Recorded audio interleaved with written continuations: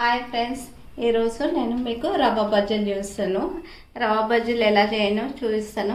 మనకు శనగపిండితో కొందరికి పడదు, యాసిడ్ అవుతుంది.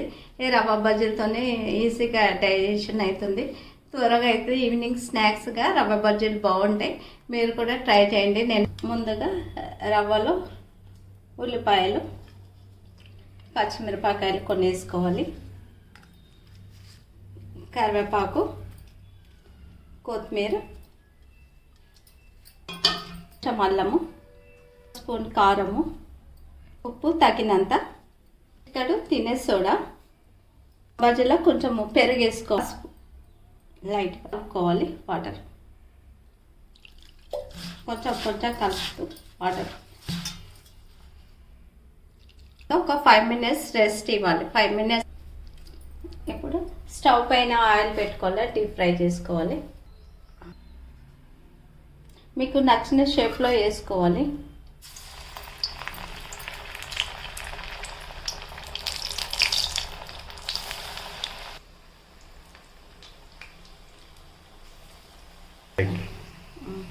ఇప్పుడు ఈ రవ్వ బజ్జీలు గోల్డెన్ కలర్ వచ్చినాయి, తీసేద్దాము. ఒక ప్లేట్లోకి తీసుకోవాలి.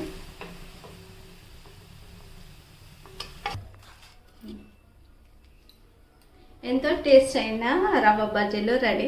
చాలా బాగుంటాయి. ఈవినింగ్ టైంలో పిల్లలు పెద్దలు అందరూ చాలా ఇష్టంతో తింటారు. చాలా త్వరగా అయిపోతాయి, బాగుంటాయి. మీరు కూడా ట్రై చేయండి. Okay, bye. Thank you friends, bye.